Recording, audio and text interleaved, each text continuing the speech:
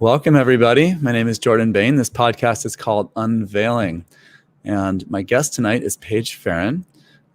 She's been studying in the mystery school for about 5 years now. She's a certified LAP, life activation practitioner.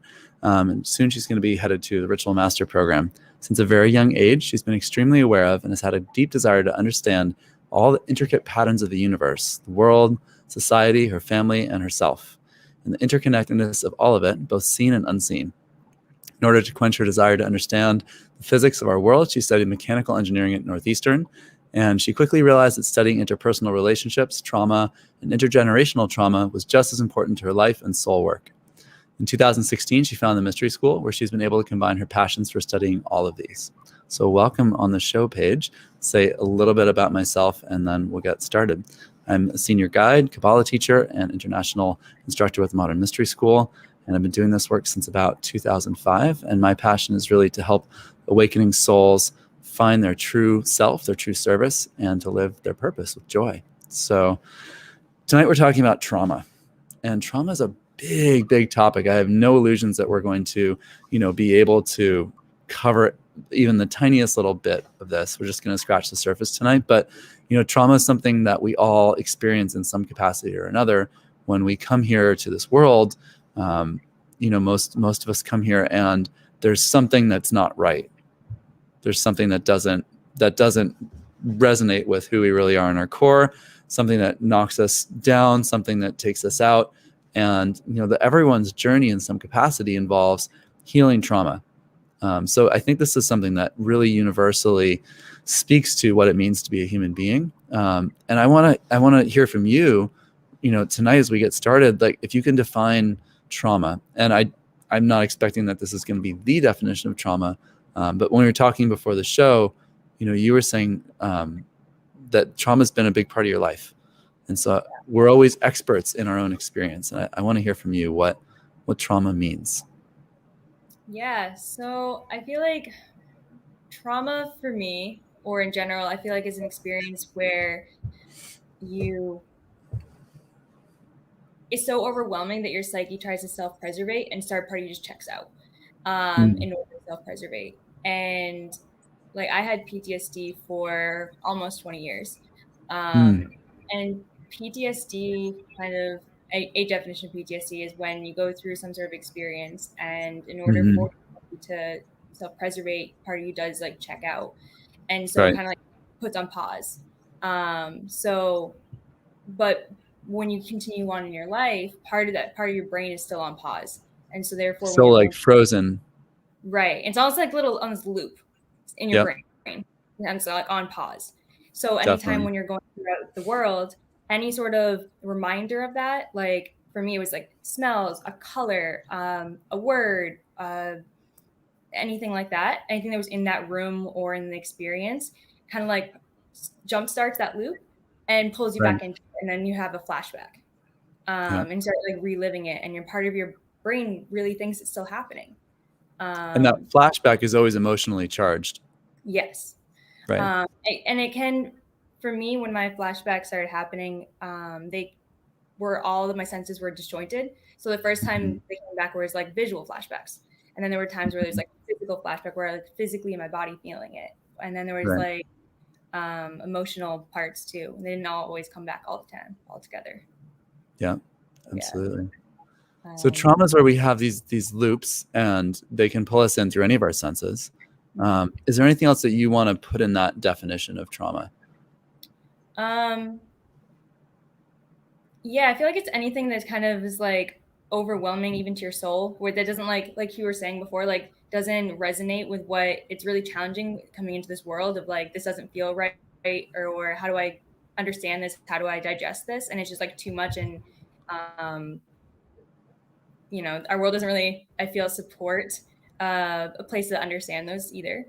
So yeah, I think stuff like that. Interesting. It's interesting that, we, in the mystery school, we do initiation, and the first initiation on this path we call the adept initiation. And the word adept means to be capable. And we often say like, well, what are we becoming capable in? And we're becoming capable at life, becoming capable at being ourselves. And another way that initiation has also been discussed over the thousands of years since this mystery school has been in its current form. Another name for initiation is adaptation.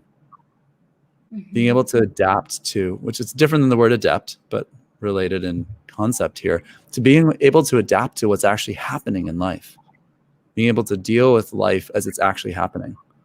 So that's interesting in the context of trauma. I feel like that's a huge thing that a lot of people who have been through trauma, I actually become really good at. Like if people who've been through subsequent trauma, I feel like become really good at adapting.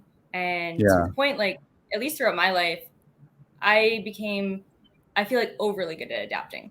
I became to the point where I would adapt to my surroundings almost to a fault. Yeah. And I'd be really careful. When actually I became aware of that right around the time I got life activated. I started becoming very aware. Actually, it was exactly when I got life activated. I became really aware of how much I'd be really conscious of where I lived, who I was around, and to really build my life because I adapted to whatever circumstances I was around. Interesting. So that's like a different kind of adaptation than the kind that comes from initiation. From initiation, we're looking at like, so you're talking with trauma adaptation, you're creating coping mechanisms and you're learning to shift yourself to fit into what's happening around you so that it doesn't trigger you. Am I hearing that right? Not necessarily they didn't trigger me, but like when I got life activated, became aware of like, oh, I shape my surroundings. I shape my reality. So I'm conscious of where do I want to live? Where do I want to? So I started having more choice. Like where do I want to live and where do I want to put myself and who do I want to surround myself with and what job do I want to do? Because I create my reality. And so yes, I have created I overly adapt easily because I've had to my whole life, but how has its strength too? And how do I now like unfold my life in a positive direction? Awesome. Yeah, definitely. Tell me a little bit about your healing journey. Like what does that mean to you and what does that look like for you overall? We'll talk about the mystery school as we go on through this, but just in general in your life, tell me about that journey for you. Yeah. So I come from a long, pretty much entire lifetime of trauma. My upbringing was extremely traumatic, just all the types of abuse you can imagine. And cultural was very food, shelter, and safety were all the forms of punishment. And in college, I had many assaults as well. And then it was in 2000, I probably had full-blown PTSD from 12. I had PTSD symptoms from about 3 years old up. Night terrors every single night from about 3 years old to 23. And then it was in 2011, I got diagnosed by my university at Northeastern with PTSD. And so that was the first time I started doing therapy. And I did talk therapy for about 2 years. It helped in my day-to-day, but it didn't necessarily get me anywhere, I don't feel like. Right. I was battling addiction at the time as well, really unhealthy relationships. And then it got to the point where in 2013, like my body was just like collapsing I was in, at that point, flashbacks were 24 hours a day, 7 days a week. So I was just full pumping adrenaline cortisol 24 hours a day, 7 days a week. And my body was leaving. Like it just like under that much, your organs aren't designed to handle that much adrenaline and cortisol. Right. No. So I ended up going on medical leave. And then I got a opportunity to spend some time out in the Midwest working with Native American healers and Siberian healers and a lot of alternative things, which like I'll try anything. At that point, I was like, felt like I was like literally facing life, death kind of thing. And it worked. I went from like my deathbed to almost running again and feeling more capable in about 5 months. Awesome. I came back to school and back to Boston and I tried to finish my degree and just tanked again. Being back in the stress of school and engineering. And so I put out to the universe, I'm like, hey, like, I really want to continue this work, whatever I was doing in Colorado, I want to be able to continue here. So I put out to the universe, like, help me find that. And I was working at the spiritual center at Northeastern and I looked up and there was a flyer and the director came over and he's like, you're not supposed to put outside advertising here, and just like grabbed him, pulled him away. And right before he pulled it away, I caught a couple words on it that were similar things I was doing in Colorado. And it was Alex Bynum's name. And I'm like, I don't know who that is, but you know that person. So I messaged her, and and then I found Mystery School, which was incredible because I was really looking for something that, when I was out in Colorado, I'm mechanical engineering by training, like very much about physics, how the universe works, but it has to be really tangible for me. And when I was working with healers, the indigenous healers, like, I'm like, there's something here. There's very tangible. This isn't like woo-woo stuff. There was very, like, again and again, repeatable experiences I was watching other people go through. But Mystery School, I found, ties in the science of it. Like, and that's what really helped me. Like, what it's done for my healing progression is infinitely more than I could thought possible. Plus, there's like science behind it, which was huge. So then it was a few months later. I was, at the time, I was going through my 5th bout of homelessness as well. Food and shelter were never stable my entire life. And which is really common when there's huge trauma like that. Yeah. It was interesting for me because I had been, like, I worked my butt off to get out of Maine, and because it's really poor where I'm from, worked my butt off to get a scholarship to get out. Had really 4.0 in high school, got myself into engineering school, had a great resume, really hardworking, and I kept ending up homeless. And I couldn't figure out why. And at this point, I was aware of the pattern, but nothing I was doing could break it. And so then a few months later, I got up enough money to get life activated. And that blew my mind. From the minute that I made the appointment, my life shattered and rebuilt in 2 weeks. Like, everything that was unhealthy in my life just ripped away. And 2 weeks later, it was like my head spun. Like, I was got moved to the best neighborhood I've ever lived in, safest house, first time I ever enjoyed coming home in my life. It was so pretty much since March of 2016, I've never been homeless again. And within 6 months, I've never been starving again, which had never happened in my life. So then that was for me, like, okay, something's here. I need to know what this is about. Right. And I've just kind of been continuing on since. It's incredible how that works. And, healing is like, it's so different for everybody, but we can't really argue with the results that happen in our lives. Like the shifts that take place, we have ownership of that when we do healing work. And it's like, and when it's permanent and it never goes back, that's a really good sign that we're on the right track with healing. I'd love to hear you share a little bit, if it feels right to you, about patterns you notice most with trauma. Like, what are the things that, you were mentioning, and I was affirming this, the like homelessness thing. Yeah. That's a thing. When people have a lot of trauma, it's really hard. We can relate it through spiritual mechanics to the different chakras, like the root chakra, feeling safe. It's related to your physical home, that sort of thing. What are some other patterns you notice when people have trauma? What are some of the big challenges that you would say, both you have faced and that other people seem to face in their trauma? Yeah. Relationships. I think it makes relationships extremely challenging. And the homelessness thing. I've been homeless 5 times in over like several states across the country. Every single person I met has had a significant amount of trauma. And it's also kind of like what you said, like, when you're facing that much trauma where you can't even be present, being present isn't even like almost an option. Like, no matter what I did, there was no being present.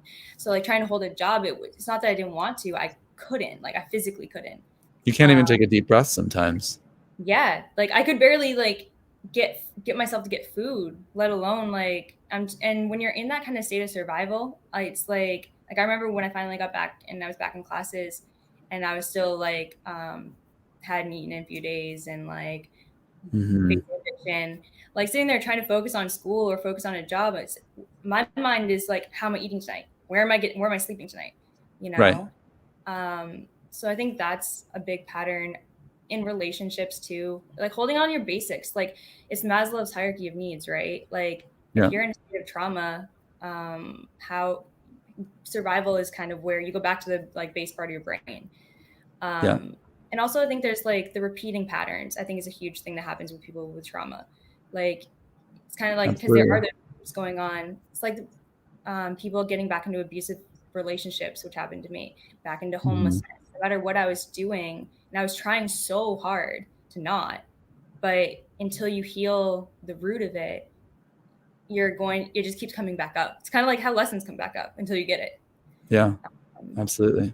Because you're also kind of you're operating from a subconscious space too. Yeah. Yeah. The subconscious is that part of ourselves that we're not aware of. And when we have trauma, by definition, it's, like you were saying earlier, it's stuff we couldn't deal with in the moment. Like we couldn't be present with it when it was happening. It was too overwhelming. It loomed too large in our psyche. Our emotions cracked or shattered parts of our soul, our emotional body. They go off into other spaces, whatever you want to call it, other dimensions. Some people call it the astral planes. Some people just call it their subconscious or the unconscious. And those parts of ourselves they're not directly connected to this moment anymore. They're off, lost in something, spinning, looping through some sort of cycle. And they're reliving that emotion. They keep reproducing that emotion again and again and again. And as they reproduce that emotion, let's say the emotion is fear, or the emotion is abandoned. Like I've been abandoned, feeling the emotions that come out of that sense of abandonment: sadness, fear, resentment, anger, blame. Maybe I blame myself. Maybe I blame somebody else. And then there's the program, there's the story, there's the experience, there's the emotions that go with it. And even just a few deeply traumatic experiences can drive a person totally out of their body. Yep. And these things don't tend to heal spontaneously. It's like time heals all wounds. No. Yeah. Time doesn't heal all wounds because time is still stuck. Mm-hmm. It's like there's a way that trauma destroys our experience of present time and moves us out of present time. And so time, if we could be present, time would heal all wounds. In fact, maybe a better way of saying it is if we could be present, we would have no wounds. Yeah. And time would just be a beautiful, smooth flow through our life. But that's not how trauma works. Pretty much everyone I've ever met, and I could be biased because I've been a healer for my whole adult life. So I meet certain kinds of people who are looking for healing. But, I would say there's the people who come for healing because they know they have trauma. And then there's the people who think that they're fine. Who don't come for healing, but they're not really fine. Everyone has some kind of healing to do. Everyone has some kind of suffering they've gone through that they don't really know how to handle. Or maybe I'll say almost everyone. Maybe there's 1 in 100 or 1 in 1,000 who really don't. They just, through the grace of God or source or the light or goddess or the universe, they just they haven't suffered. And that's okay. That's great. We should have some people like that in the world, I think, who just started having a wonderful life and they've gone through no suffering. But for the rest of us, there's things we don't know how to handle. And these patterns really affect our lives. These patterns really take people out of, destiny is a weird word, but I'd say they take people away from their higher purpose, maybe. I say destiny is difficult because, we teach in the mystery school, destiny is really in your own hands. Like, I feel like in a way my trauma was part of my purpose though, if that makes sense. Like, and I knew that from a very young age. Like I was very, spiritually connected or whatnot, but at a very young age, I kind of knew which kind of helped keep me grounded, I think, as much as I was still, or as it was, because I knew it was part of my role here was to help people with trauma. So I feel like my experiences, because I don't know, if someone was one of those people who just had a great life and everything was peachy all the time, nobody could really relate to that. Right. Exactly. But also about the leaving things in the time doesn't heal all wounds, kind of when people were just let it go, just leave it in the past. I would if I could. It's kind of like one of those because you subconsciously keep repeating things. And if it was that easy, people would just do that. Exactly. And when you don't have a lot of trauma, it can be easy to look at someone who seems like they're suffering intensely if you haven't gone through that and just sort of brush it off and say something like that and be like, well, I mean, how hard can it be? Just get over it. Yeah. I Because feel like we don't have the same charge. We can look at that experience that someone else is having from the same present time perspective, but we don't have all those triggers behind us that spin us out.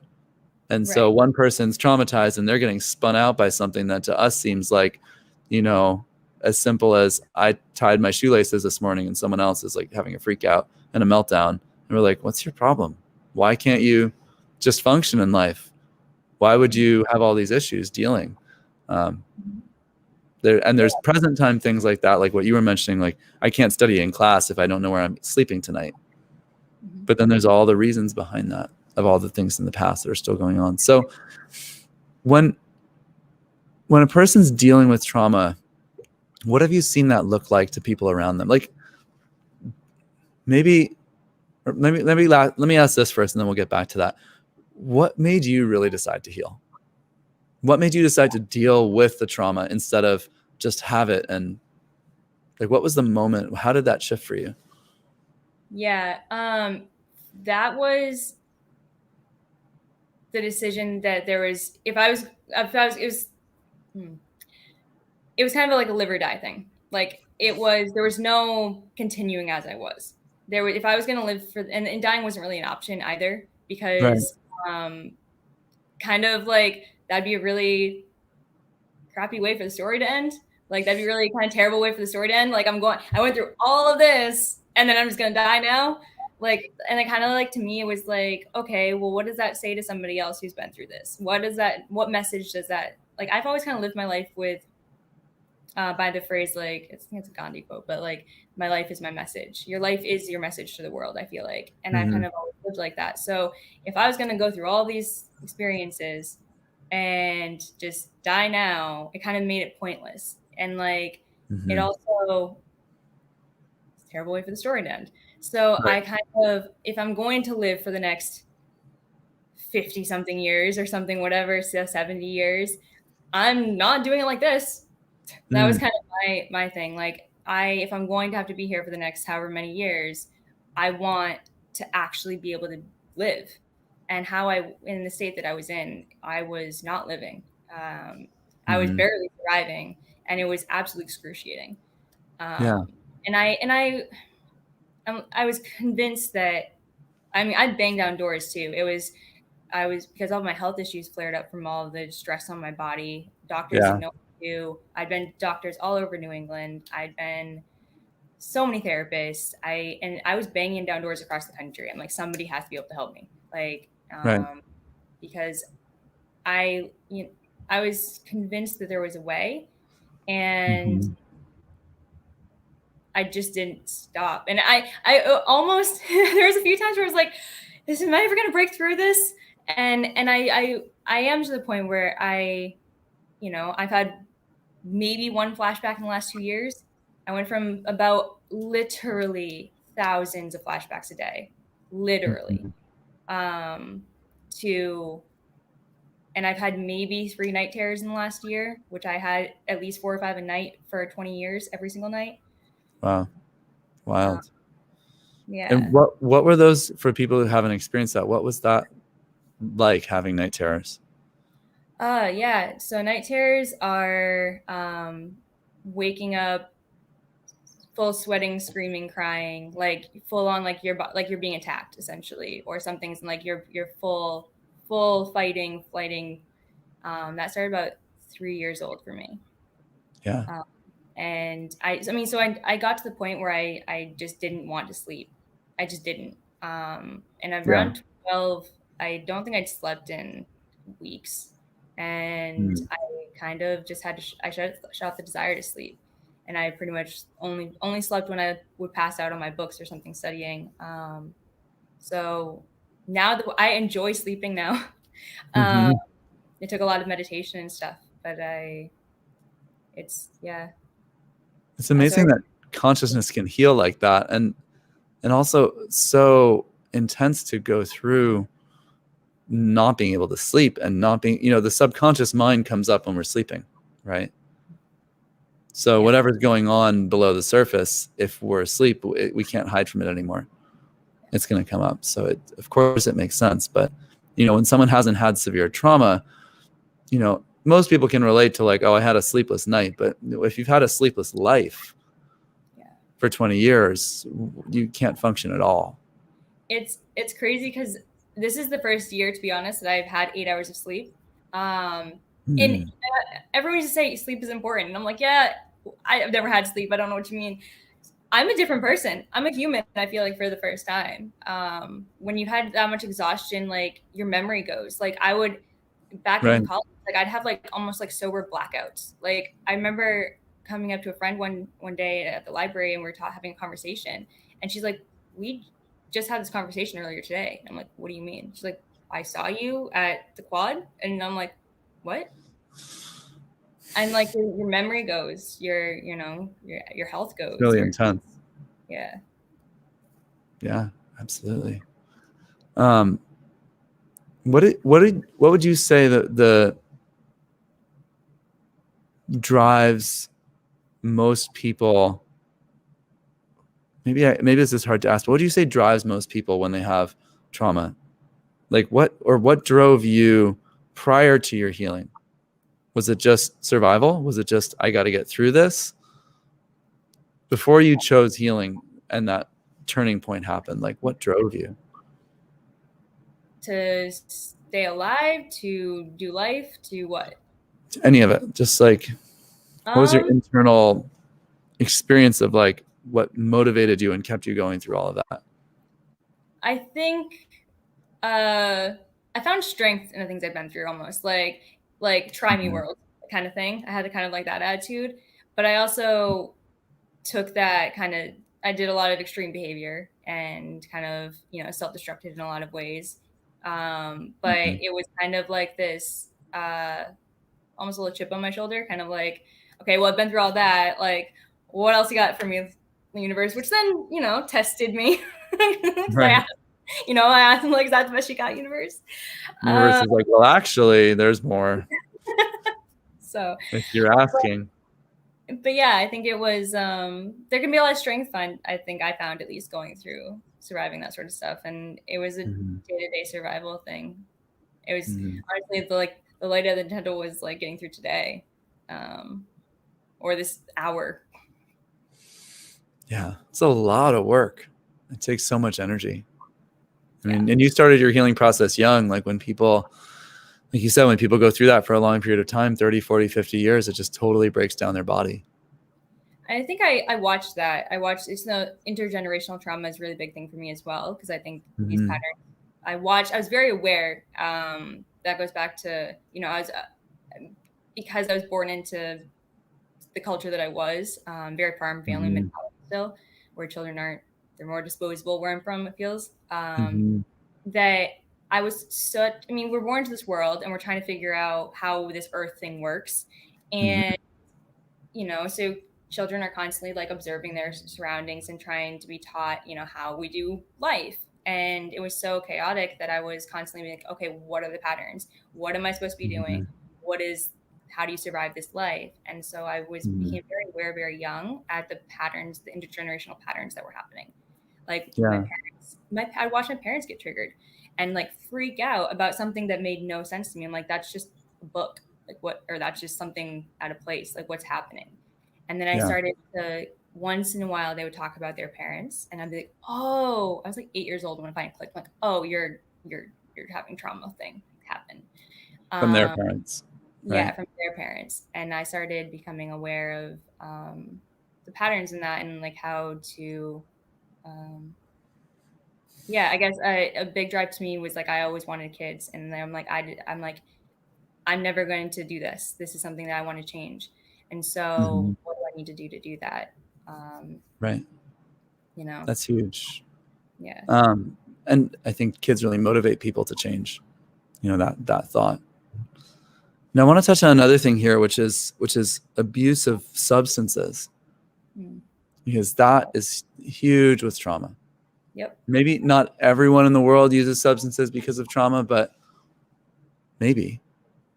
I don't know. Like, that's a theory. That's a hypothesis. Might be hard to really test, although I'm sure there's some psychological research on that. Without stepping on anyone's toes or offending anyone here, What's your experience with that? I mean, we might offend people, but the intent here is not to offend people. It's just to unpack a little bit about like, well, what can be behind substance use for people? Yeah. For me originally, because I grew up in a lot of it. I never really like alcoholism. I didn't know what alcoholism was, so I saw what it wasn't when I moved out of where I'm from, because everyone drank at 8 a.m. where I'm from. So, and I didn't, because I was so around it, I didn't really get into it honestly until I was about right before I graduated high school. But to be honest, alcohol was a huge issue for me for a couple of years. But it was a way to feel and not feel, because I was so dissociated all the time. Like I wasn't even in my body. So we're getting there. We're getting more in my body, but I was so dissociated and almost I was very dissociated. So I used alcohol both to feel and to not feel, because I had so much pain, but also so detached. So that was a huge thing for me for a long time. And almost like as a way of because I also used weed as well as other substances to try to balance myself, bring me up and bring me down in different ways. And I think that was, and a lot of people I've talked to too have a hard time, a fear of getting off of the substances for fear that they aren't going to be able to function in the world. Right.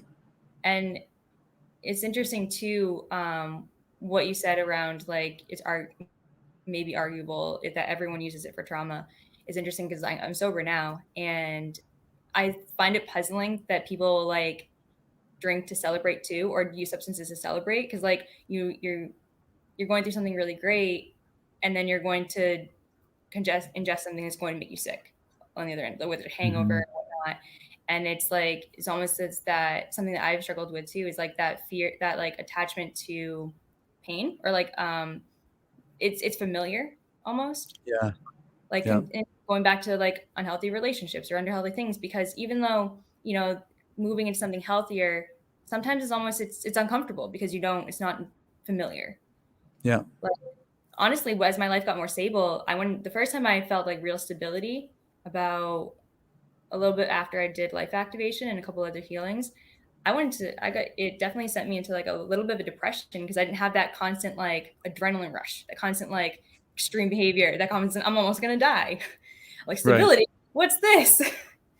That's a really essential thing to mention with the healing journey, is we're not just letting go of the stuff that most obviously traumatizes us, but we might be letting go of some of the things that we've built up that we feel proud of, or we feel attached to, that surround and support whatever we're going through with the trauma. And one of those things is what you're just mentioning. Exactly. Letting go of, coming with that, like I said, the fierceness that I'm proud of the hardships that I've gone through. Letting go of those are kind of taking off masks too, and letting myself be seen, letting my vulnerability be seen. It can be uncomfortable, but so rewarding. So rewarding. Yeah, it's really interesting too, the connection with trauma and substance use, stuff with relationships. Some of the things that really get people stuck with trauma and with substance use alike, I think, are the relationships. Yep. If we are on a healing journey and we're getting over our trauma, what if our partner, spouse, lover, whomever that we've been with for a few years or months or however long, decades, whatever it's been, they're not necessarily on the same leg of their healing journey. We're getting over the patterns, and then it doesn't match anymore. Yeah. But we're really comfortable with them, or we're really comfortable, let's say, with our friends who are using that substance that we don't feel that we need anymore. Now, how do we pull back and get away from that without harming the people that we love or that love us? It's like they say in addiction, you really start to learn who your real friends are. Yeah. That was huge in my journey. Even once I did get sober, when I had a birthday party, I'm like, hey guys, I have to ask for this boundary. I can't have substances at my party, which most of them, we'd always party together like that. And the ones who were supportive showed up, and the ones who couldn't. And and there is that wanting to go back to certain relationships, but what is that? What fruits does that bring to my life? And having to, watch what happens to my life when I go back into those relationships. Even if I do maintain my healing and my sobriety and things, it's still like sometimes doesn't really do well. Right. A lot of times, relationships are at a certain vibrational level, and then we realize that's not what we want anymore. And I don't see most people take most friendships to the next vibrational level. Yeah. Most relationships, when one person grows, sometimes the other person comes up with them. Mm-hmm. Sometimes people really want to grow together. Friendships, romantic relationships, whatever it is. But I think more often than not, what I've seen over the years with literally thousands of clients is that one person grows and the other person's digging in their heels and saying, I don't want to grow. I'm not really interested. That was a really painful thing throughout my life, to be honest, because I was constantly on, for about 10 years, I've been on a healing path, and I felt really frustrated because I felt like I outgrew people really quickly. And I had to, at one point, like there was a literal fork, almost like a physical fork in the road one day when I had the option I was coming out of a really bad relationship, and there was like, okay, you can go back to these unhealthy relationships and these unhealthy friends. We're going to be partying, or there's a new one path that I feel like I was really guided by my higher self or whatnot, but it was just like, there's this other path. It's going to be a lot more work, and you're probably gonna be a little lonely for a while, but it's going to be worth it. And I'm like, well, why not?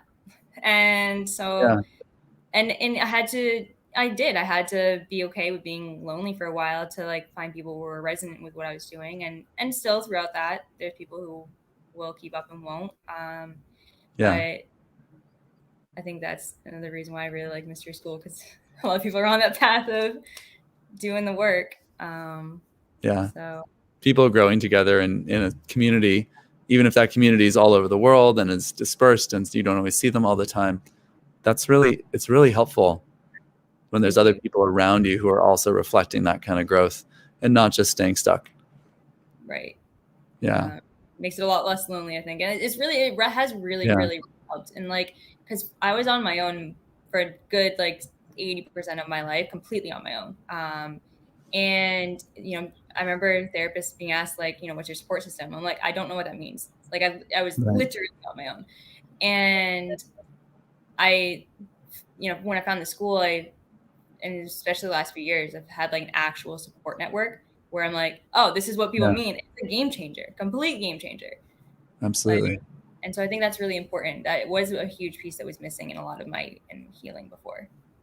Yeah, I think a lot of people maybe have like less extreme experience of that than what you're describing, where maybe they have some support system, but then they come to the mystery school and they're like, wow, like there's really this much support, especially in like ongoing programs like, Ritual Master or the Kabbalah program, where you're in that for sometimes a year or more. Ritual Master is sort of like a way of life with like a whole huge ongoing international community as well. And I think there's a lot of like there's like an adjustment to that where you realize that these people are all really on their path also and are able to show up for you because they're showing up for themselves. And that's a big piece. Of people like showing up for themselves first to be able to show up for you. Right. And like when, throughout your life, when you really want somebody to show up and why can't you show up? It's because they're probably not showing up for themselves. Every time, in my experience. Yeah. Hey, I'm going through this. I mean, that's like, I think for a lot of people, like their number one childhood trauma with their parents is there as a little child, 5 years old, like, hi mom, I'm going through this. Can you see me? And the mom's there stuck in her trauma or her addiction. And she's like, no, I can't see you because I'm hurting in those same ways that you're asking to be seen. So I can't see you. And that alone of not being seen for what we're going through by somebody else who can have a relationship with that same pain and is actually dealing with it, bringing it into present time, not dissociating, not just coping with it, not covering it over with a substance problem, or, problem is a subjective experience, right? Maybe we don't think we have a problem, but not covering it up with a substance use.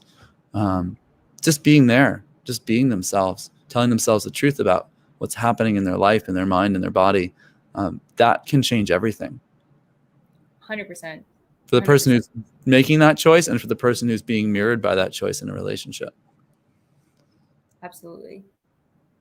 So, I mean, some people, when they do healing work, they really love it. They really grow with it. And then other people, they get exposed to healing work and it seems to like blow up their life. Can you comment on that?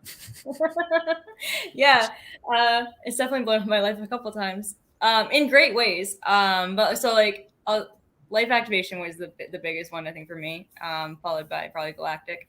But life activation, yeah, I was living in the hood, one of the most dangerous blocks of Boston, in a really, I mean, we loved each other, but super unhealthy relationship, just trauma bonded, just so we'd been through so much together, and just like, it was, police were at the house at least once a week. It was super unhealthy. I hadn't eaten in days, like facing eviction, like everything, just really terrible.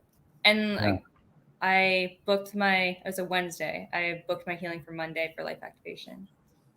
Friday, my partner and I were planning on getting married. We've been together 5 years, lived together 4, been homeless together, been the whole 9. We're planning a wedding, literally planning wedding details 2 days earlier. He broke up via text, never came home. I was at a different healing the next day, and he got his stuff, left, and never saw him again. Monday, I got the life activation. Wednesday, I got served an eviction notice. If I didn't come up by the end, I'd be out by the end of the week. If I didn't come up with the money by the end of the month, I'd have an eviction on my record.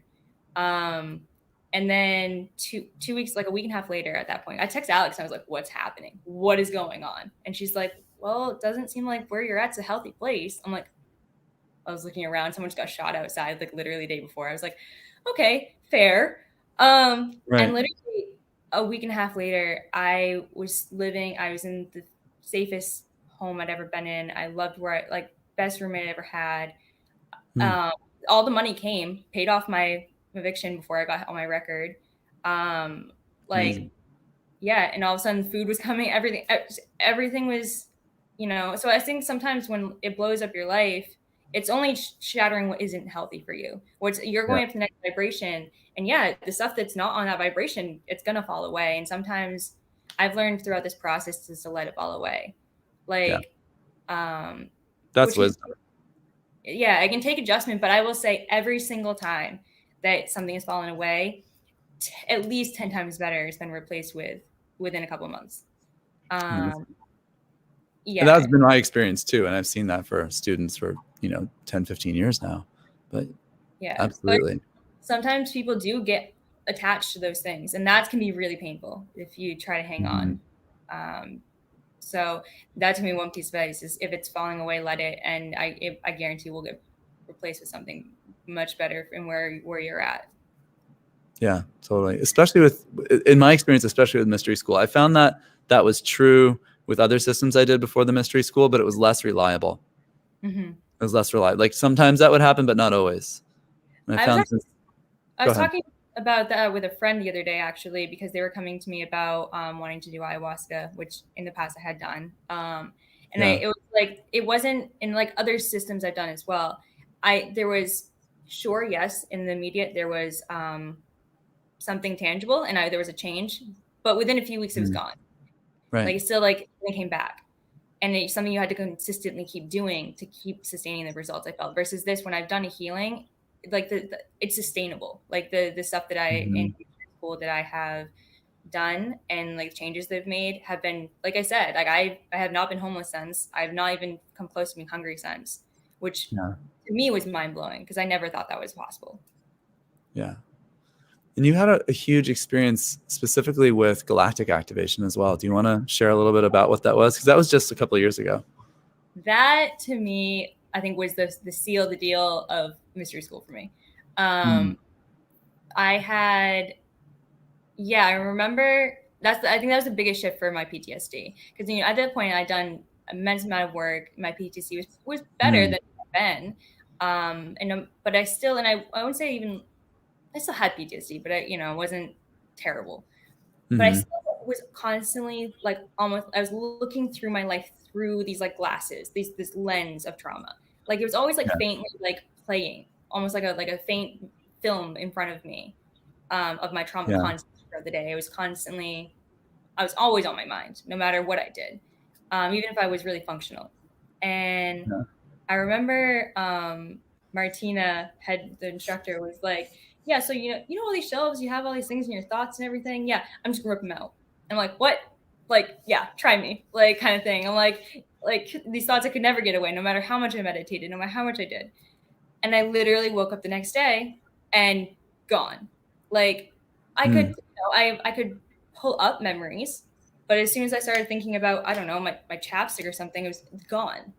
That to me was like I just didn't have. I wouldn't say there's a one-stop cure of PTSD, but that was like huge. That I couldn't even explain that. That and it. I was sober from drinking. However, I was still using marijuana daily, 24 hours a day, 7 days a week for about 10 years at that point. No matter what I did, I tried to stop several times and couldn't. And I was, every time I would drop weight really within like a week really badly, or I just couldn't function.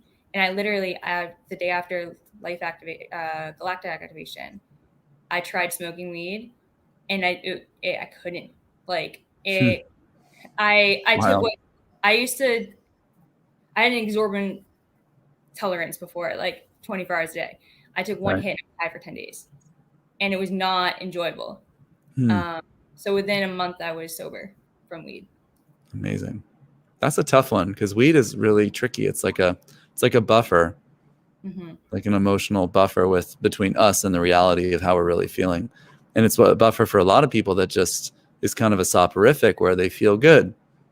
You know, hey, I just feel good all the time because I'm high. And so why would I stop? Because it feels natural. It feels like it's a medicine. It feels like something useful in my life. So, you know, it's not a problem.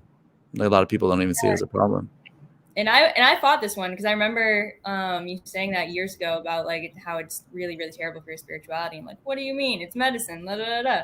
And I will say, though, like at this point, if I take a hit of weed, my connection to my higher self and my spiritual guidance is done for a good 10 days until I get that back. And so that's what really keeps me from going back to it, because I'm like, is it really medicine, or is it like convincing me of something? It's like like you said, it's almost like a mirage. It's like it doesn't. My life kind of goes off track because my connection's gone. Like and I rely on that so much now. In a really healthy way, and I realize how much it really was fogging my life. Yeah. And when someone has a lot of trauma, it can be like almost a necessary buffer for them to be using something like that, because the emotion, we don't know what to do with the emotions until we clear the emotions and we clear the energies. And we're not clear until we're clear. We don't get clear because we did a healing unless we do. Like, what is, and what's not is not.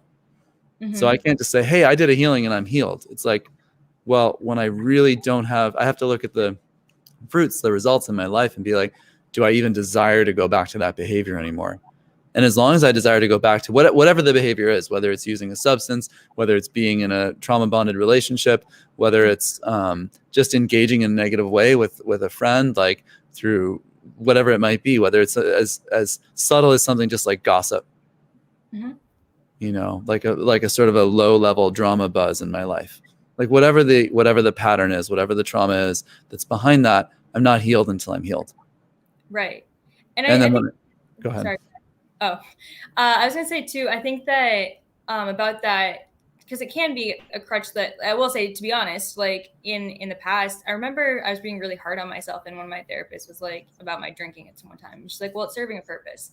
And like it did keep, and this is, I don't know if some people are going to like this, but it did keep me alive in some ways. Like there was like, there was times where it's like, I'm suicidal, or I can have a glass of wine.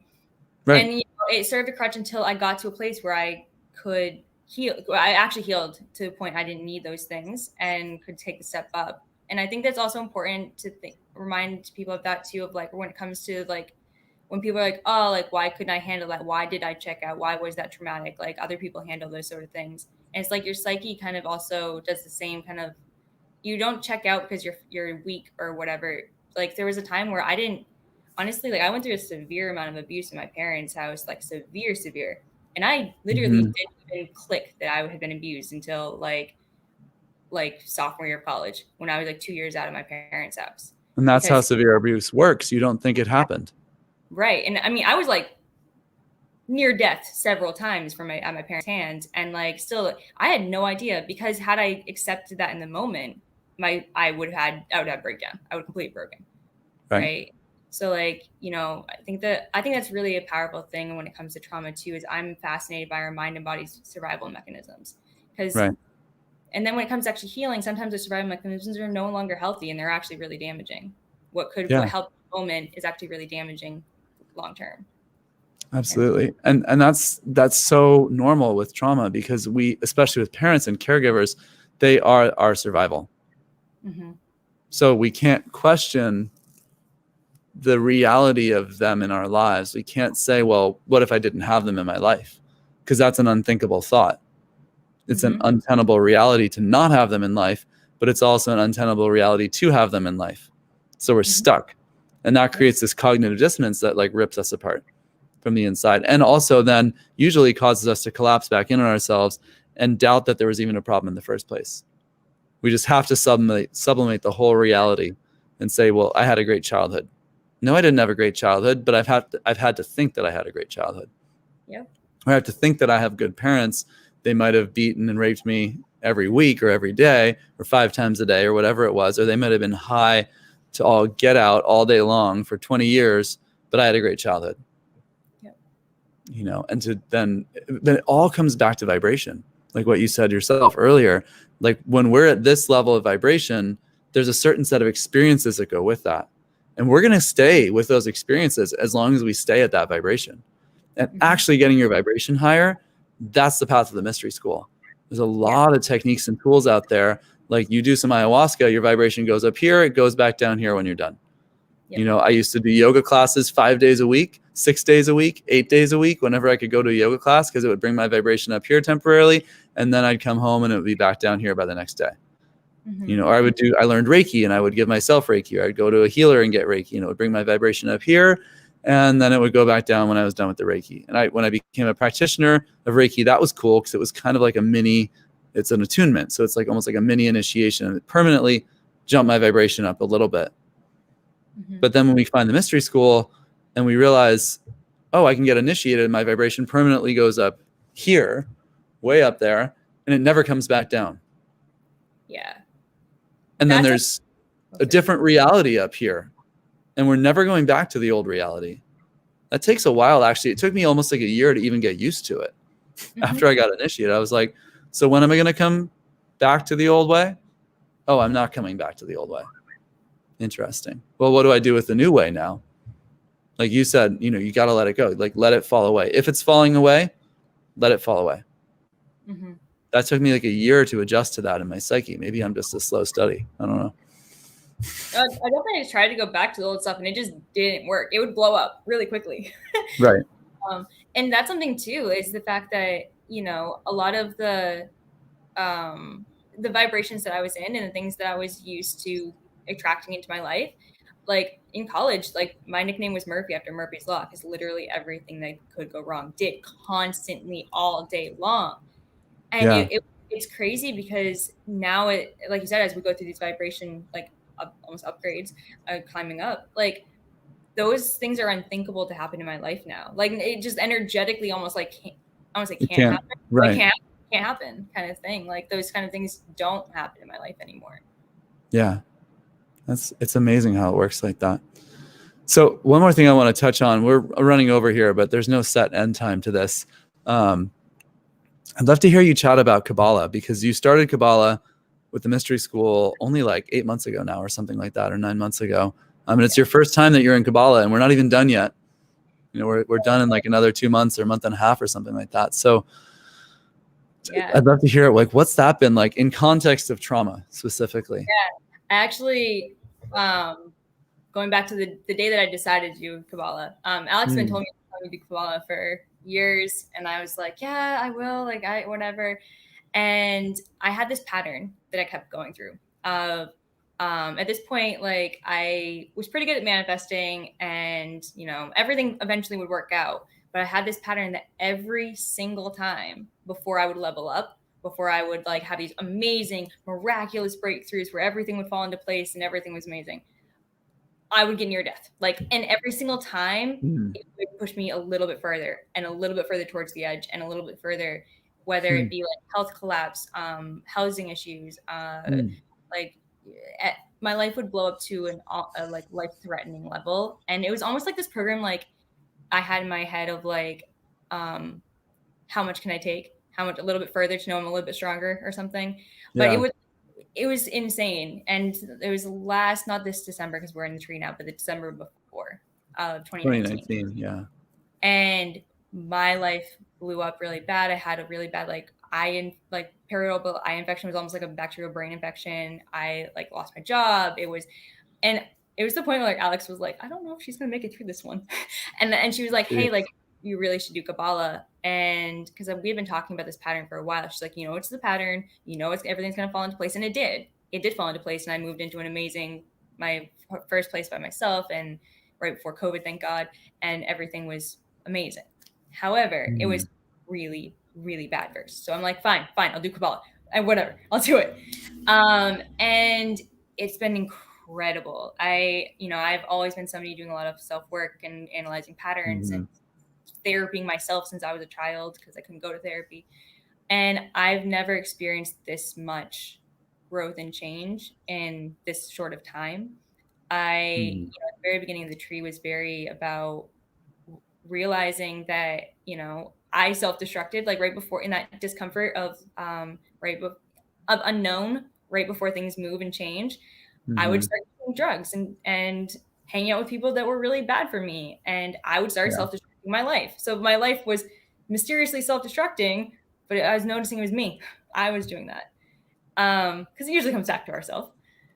And then all this kind of peeling back layers of like, then I was emotionally escaping in other ways if I wasn't using substances. And I feel more grounded in myself and in stillness in myself than I've ever have in my life. I am helped, and like my health breakthroughs are insane. I've healed my traumatic brain injury probably 75% in the last 8 months. Incredible. Yeah, and opportunities that have come into the ability to manifest and ability to note, like really see myself in, is more than I even was doing before, and I did a lot of it. And around what you were talking about with support too, and the support network, I really like Kabbalah because you're getting the like ascensions and the healings through it, but you're also getting the structured classes, the study groups with it, which is like the structured like therapy kind of things, like walking through these not only meditations, but also like actual like for me was really great because I like the psychological, okay, asking yourself the questions and going through these things. I felt like it had the structure that I really wanted as well and was craving. Yeah. It's great. Everyone should do Kabbalah. Cool. Thanks for plugging it. Yeah, no, Kabbalah's been huge in healing trauma. My story with Kabbalah was the first time I did it in 2006. I kind of like can really relate to a lot of things you were saying about a few minutes ago. Like I didn't really think that I had trauma. And then for me, I did Kabbalah right after I found the mystery school. So I got initiated in 2005, then I did Kabbalah in 2006 and into 2007. And I did not realize what was under the surface. And I felt like Kabbalah was like, I was like Humpty Dumpty and I had fallen off the wall and just shattered. And I didn't know when it had happened. But it was like it was through Kabbalah, I like discovered that I was Humpty Dumpty and that I was broken all over the ground. And I started putting the pieces back together. And somewhere through the year, maybe about 8 months into the year, I was like, whoa, I had no idea. Like, I don't even know when all these shatterings happened. When was it that I lost these parts of myself?